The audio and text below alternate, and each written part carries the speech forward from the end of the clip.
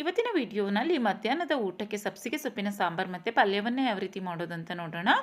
ಮೊದಲಿಗೆ ನಾನಿಲ್ಲಿ ಒಂದು 3 ಕಟ್ಟಷ್ಟು ಸಬ್ಸಿಗೆ ಸೊಪ್ಪನ್ನು ನೀಟಾಗಿ ಬಿಡಿಸ್ಬಿಟ್ಟು ವಾಶ್ ಮಾಡಿ ಇಟ್ಕೊಂಡಿದ್ದೀನಿ. ಇದಕ್ಕೆ ಮಸಾಲ ರುಬ್ಕೊಳ್ಳಿಕ್ಕೆ ಈರುಳ್ಳಿ, ಬೆಳ್ಳುಳ್ಳಿ, ಹಸಿಮೆಣಸಿನ್ಕಾಯಿ, ಟೊಮೊಟೊ ಮತ್ತು ಕರಿಬೇವಿನ ಸೊಪ್ಪನ್ನು ರೆಡಿ ಮಾಡಿ ಇಟ್ಕೊಂಡಿದ್ದೀನಿ. ತೆಂಗಿನ ತುರಿನೂ ಸಹ ಬೇಕಾಗುತ್ತೆ. ನಂತರ ಇದಕ್ಕೆ ನಾನು ಒಂದು ಬೌಲಷ್ಟು ತೊಗರಿಬೇಳೆ ಮತ್ತು ಒಂದು ಬೌಲಷ್ಟು ಹೆಸರು ಕಾಳನ್ನು ತೊಗೋತಾ ಇದ್ದೀನಿ. ಸಾಂಬಾರಿಗೆ ತುಂಬ ಟೇಸ್ಟಿಯಾಗಿ ಬರುತ್ತೆ ಸಬ್ಸಿಗೆ ಸೊಪ್ಪಿನ ಸಾಂಬಾರು. ನಂತರ ನಾನು ಸಬ್ಸಿಗೆ ಸೊಪ್ಪನ್ನು ಸಣ್ಣದಾಗಿ ಹೆಚ್ಕೋತಾ ಇದ್ದೀನಿ. ನೋಡಿ, ಇಲ್ಲಿ ತೊಗರಿಬೇಳೆ ಮತ್ತು ಹೆಸರು ಕಾಳನ್ನು ನೀಟಾಗಿ ವಾಶ್ ಮಾಡ್ಕೊಳ್ತಾ ಇದ್ದೀನಿ. ಅದನ್ನು ಕುಕ್ಕರ್ಗೆ ಸೇರಿಸ್ಕೊಂಡು ಕಟ್ ಮಾಡಿರುವಂತಹ ಸಬ್ಸಿಗೆ ಸೊಪ್ಪನ್ನು ಸಹ ಸೇರಿಸ್ಕೊಬೇಕು. ಇದನ್ನು ಕುಕ್ಕರ್ನಲ್ಲಿ ವಿಷಲ್ ಬರೆಸ್ಕೊಂಡು ಮಾಡಿಕೊಂಡ್ರೆ ಅಂದರೆ ಬಸ್ಸಾಂಬಾರು ಬರುತ್ತೆ ನೋಡಿ, ತುಂಬ ಟೇಸ್ಟಿಯಾಗಿ ಮಾಡ್ಕೊಳ್ಬೋದು. ಒಂದು ಸಾಂಬಾರು ಬೇಕಿದ್ರೂ ಮಾಡ್ಕೊಳ್ಬೋದು. ಇದರಲ್ಲಿ ಬಸ್ಸಾಂಬಾರು ಸಹ ತುಂಬ ಟೇಸ್ಟಿಯಾಗಿ ಬರುತ್ತೆ. ನಾನಿವತ್ತು ಬಸ್ಸಾಂಬಾರು ಮಾಡ್ತಾ ಇರೋದ್ರಿಂದ ಫಸ್ಟ್ ಕುಕ್ಕರ್ಗೆ ಹಾಕ್ಕೊಂಡು ಅದಕ್ಕೆ ಅದು ಮುಳುಗುವಷ್ಟು ನೀರನ್ನು ಸೇರಿಸ್ಕೊತಾ ಇದ್ದೀನಿ. ನಂತರ 1 ಸ್ಪೂನಷ್ಟು ಉಪ್ಪನ್ನು ಸಹ ಸೇರಿಸಿದ್ದೀನಿ. ಉಪ್ಪನ್ನು ಸೇರಿಸ್ಬಿಟ್ಟು ನೀಟಾಗಿ ಒಂದು 3 ವಿಷಲ್ ಬರೆಸ್ಕೊಳ್ಳಿ. ನಂತರ ನೋಡಿ, ರುಬ್ಲಿಕ್ಕೆ ಮಸಾಲಾಗೆ ಒಂದು ಸ್ವಲ್ಪ ಒಗ್ಗರಣೆಗೆ ಫ್ರೈ ಮಾಡ್ಕೊತಾ ಇದ್ದೀನಿ.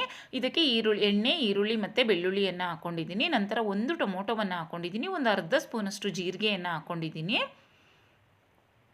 ಒಂದು 2 ಸ್ಪೂನಷ್ಟು ತೆಂಗಿನ ತುರಿಯನ್ನು ಹಾಕ್ಕೊಳ್ಳಿ, ತುಂಬ ಚೆನ್ನಾಗಾಗುತ್ತೆ. ಇದನ್ನು ಲೈಟಾಗಿ ನಾನು ಫ್ರೈ ಮಾಡ್ಕೊಂಡಿದ್ದೀನಿ ಅಷ್ಟೇ, ತುಂಬ ಏನು ಫ್ರೈ ಮಾಡ್ಕೊಳ್ಳೋದು ಬೇಡ. ನಂತರ ನೋಡಿ, ಇಲ್ಲಿ ಒಂದು 3 ವಿಷಲ್ ಕೂಗಿಸ್ಕೊಂಡಿದ್ದೀನಿ, ಏಕೆಂದರೆ ಹೆಸರು ಕಾಳು ಎಲ್ಲ ಬೇಯಬೇಕಲ್ಲ, ಅದರಿಂದ. ಈಗ ಬರೀ ಕಾಳನ್ನು ಮಾತ್ರ ರುಬ್ಲಿಕ್ಕೆ ತೊಗೊಬೇಕು. ಸೊಪ್ಪು ತೊಗೊಂಡ್ರೆ ಏನಾಗುತ್ತೆ, ಸಾಂಬಾರು ಸ್ವಲ್ಪ ಗ್ರೀನ್ ಬಂದುಬಿಡುತ್ತೆ. ಸೊಪ್ಪು ಹಾಕಿದರೂ ಸಹ ಸಾಂಬಾರು ಟೇಸ್ಟ್ ಚೆನ್ನಾಗಿ ಬರುತ್ತೆ, ಅಂದರೆ ಕಲರ್ ಸ್ವಲ್ಪ ಚೇಂಜ್ ಆಗಿಬಿಡುತ್ತೆ ಸಾಂಬಾರ್ದು. ಅದರಿಂದ ನಾನು ಬರೀ ಬೆಂದಿರುವಂತಹ ತೊಗರಿಬೇಳೆ ಮತ್ತು ಹೆಸರು ಕಾಳನ್ನು ಮಾತ್ರ ರುಬ್ಲಿಕ್ಕೆ ತೊಗೋತಾ ಇದ್ದೀನಿ. ನೋಡಿ, ಸೊಪ್ಪನ್ನು ತೆಗೆದುಬಿಟ್ಟು ಹೆಸರು ಕಾಳು ಮತ್ತು ತೊಗರಿಬೇಳೆಯನ್ನು ಮಾತ್ರ ರುಬ್ಲಿಕ್ಕೆ ತೊಗೊಳ್ಳಿ. ಈಗ ಇದು ತಣ್ಣಗಾದಮೇಲೆ ನೀಟಾಗಿ ಮಿಕ್ಸಿಗೆ ಹಾಕ್ಬಿಟ್ಟು ಇದನ್ನು ಸಣ್ಣದಾಗಿ ಪೇಸ್ಟ್ ಮಾಡ್ಕೊಳ್ಳಿ. ಅಂದರೆ ತುಂಬ ತರ್ತರಿಯಾಗಿ ಪೇಸ್ಟ್ ಮಾಡ್ಕೊಳ್ಬಾರ್ದು, ಪೂರ್ತಿಯಾಗಿ ಸಣ್ಣದಾಗಿ ಗ್ರೈಂಡ್ ಮಾಡ್ಕೊಳ್ಳಿ, ತುಂಬ ಚೆನ್ನಾಗಾಗುತ್ತೆ. ಇದಕ್ಕೆ ನಾನು ಒಂದು ಅರ್ಧ ಸ್ಪೂನಷ್ಟು ಅರಿಶಿನ ಪುಡಿ, 1 ಸ್ಪೂನಷ್ಟು ಅಚ್ಚು ಖಾರದ ಪುಡಿ ಮತ್ತು 1 ಸ್ಪೂನಷ್ಟು ಸಾಂಬಾರು ಪೌಡರನ್ನು ಸೇರಿಸ್ಕೊಳ್ತಾ ಇದ್ದೀನಿ ರುಬ್ಲಿಕ್ಕೆ. ಈಗ ನೋಡಿ, ನಾನು ಅದನ್ನು ಸಣ್ಣದಾಗಿ ಪೇಸ್ಟ್ ಮಾಡ್ಕೊಂಡಿದ್ದೀನಿ. ನಂತರ ಸಾಂಬಾರು ಮಾಡಲಿಕ್ಕೆ ಒಂದು ಪಾತ್ರೆಗೆ ಒಂದು 3 ರಿಂದ 4 ಸ್ಪೂನಷ್ಟು ಎಣ್ಣೆ, 1 ಸ್ಪೂನಷ್ಟು ಸಾಸಿವೆ, ಸ್ವಲ್ಪ ಕರಿಬೇವಿನ ಸೊಪ್ಪು, ಬೆಳ್ಳುಳ್ಳಿ ಮತ್ತು ಈರುಳ್ಳಿಯನ್ನು ಹಾಕ್ಬಿಟ್ಟು ಫ್ರೈ ಮಾಡಿಕೊಂಡು ನಂತರ ಅದಕ್ಕೆ ರುಬ್ಬಿರುವಂತಹ ಮಸಾಲವನ್ನು ಹಾಕಿದ್ದೀನಿ. ನಂತರ ಅದೇನು ಬೇಯಿಸ್ಕೊಂಡಿದ್ವು ನೋಡಿ ಸೊಪ್ಪನ್ನು, ಅದರ ನೀರನ್ನೇ ಸಹ ಸಾಂಬಾರಿಗೆ ಸೇರಿಸ್ಕೊತಾ ಇದ್ದೀನಿ. ತುಂಬ ಟೇಸ್ಟಿಯಾಗಿ ಬರುತ್ತೆ. ಅದರ ನೀರನ್ನು ನಾವು ಸಾಂಬಾರಿಗೆ ಹಾಕೊಳ್ಳೋದ್ರಿಂದ ಸಾಂಬಾರು ತುಂಬ ಟೇಸ್ಟಿಯಾಗುತ್ತೆ.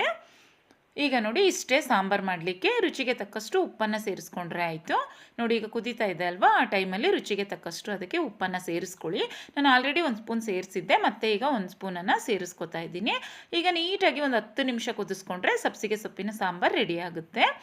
ನಂತರ ಇದು ಏನು ನಾವು ಸೊಪ್ಪನ್ನು ಬೇಯಿಸ್ಕೊಂಡಿದ್ವೋ ಅದನ್ನು ಒಗ್ಗರಣೆಗೆ ಹಾಕ್ಕೊಳ್ಳಿಕ್ಕೆ ಒಂದು ಬಾಣಲಿಗೆ ಒಂದು 3 ಸ್ಪೂನಷ್ಟು ಎಣ್ಣೆ, ಒಂದು ಅರ್ಧ ಸ್ಪೂನಷ್ಟು ಸಾಸಿವೆ, ಒಂದು ಫುಲ್ ಬೆಳ್ಳುಳ್ಳಿಯನ್ನು ನಾನು ನೀಟಾಗಿ ಬಿಡಿಸ್ಬಿಟ್ಟು ಜಜ್ಜಿಬಿಟ್ಟು ಹಾಕಿದ್ದೀನಿ. ಒಂದು 2 ರಿಂದ 3 ಹಸಿಮೆಣಸಿನ್ಕಾಯಿ ಮತ್ತು 1 ಸ್ಪೂನಷ್ಟು ಕರಿಬೇವಿನ ಸೊಪ್ಪನ್ನು ಸೇರಿಸಿದ್ದೀನಿ. ನಂತರ 2 ಈರುಳ್ಳಿಯನ್ನು ಸಣ್ಣದಾಗಿ ಹೆಚ್ಚಿ ಸೇರಿಸಿದ್ದೀನಿ.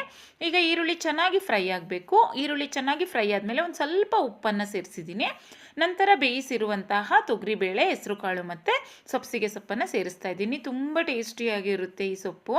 ಮತ್ತು ಇದಕ್ಕೆ ರುಚಿಗೆ ತಕ್ಕಷ್ಟು ಉಪ್ಪು ಕಡಿಮೆ ಆಗಿದ್ದರೆ ಉಪ್ಪನ್ನು ಸಹ ಸೇರಿಸ್ಕೊಳ್ಳಿ. ಮತ್ತು ಇದಕ್ಕೆ ಒಂದು ಅರ್ಧ ಕಪ್ಪಷ್ಟು ತೆಂಗಿನ ತುರಿಯನ್ನು ಸೇರಿಸ್ಕೊಳ್ಳಿ, ತುಂಬ ಚೆನ್ನಾಗಾಗುತ್ತೆ ಟೇಸ್ಟ್. ನೋಡಿ, ಈಗ 1 ನಿಮಿಷ ಇದನ್ನು ಫ್ರೈ ಮಾಡಿಕೊಂಡ್ರೆ ಸಾಕು, ತುಂಬ ಏನು ಫ್ರೈ ಮಾಡೋದು ಬೇಡ. ನೋಡಿ, ರೆಡಿ ಆಯಿತು. ಮಧ್ಯಾಹ್ನದ ಲಂಚ್ಗೆ ಇದು ತುಂಬ ಚೆನ್ನಾಗಾಗುತ್ತೆ ಸಾಂಬಾರು. ನಾನು ಇದನ್ನು ಮುದ್ದೆ ಮತ್ತು ಅನ್ನದ ಜೊತೆಗೆ ಸರ್ವ್ ಮಾಡ್ಕೊಂಡಿದ್ದೆ. ಕಾಳು ಸಹ ಅಷ್ಟೇ ತುಂಬ ಚೆನ್ನಾಗಾಗುತ್ತೆ. ಸ್ವೀಟ್ ಎಲ್ಲ ಇದ್ದಿದ್ದರಿಂದ ಅದನ್ನು ಸಹ ಸರ್ವ್ ಮಾಡ್ತಾ ಇದ್ದೀನಿ. ಸಾಂಬಾರು ಮಾತ್ರ ಮಧ್ಯಾಹ್ನದ ಲಂಚ್ಗೆ ತುಂಬ ಚೆನ್ನಾಗಾಗುತ್ತೆ. ಮತ್ತು ಇದಕ್ಕೆ ಮೊಳಕೆ ಕಟ್ಟಿದಂತಹ ಸಲಾಡ್ ಎಲ್ಲ ಮಾಡ್ಕೊಳ್ಬೋದು. ನಾನು ಮೊಳಕೆ ಕಟ್ಟಿದಂತಹ ಹೆಸರು ಕಾಳು ಸ್ವಲ್ಪ ಇತ್ತು, ಅದನ್ನು ಸಹ ಸರ್ವ್ ಮಾಡ್ತಾ ಇದ್ದೀನಿ. ಮಧ್ಯಾಹ್ನದ ಲಂಚ್ಗೆ ಈ ಸಾಂಬಾರನ್ನ ಟ್ರೈ ಮಾಡಿ.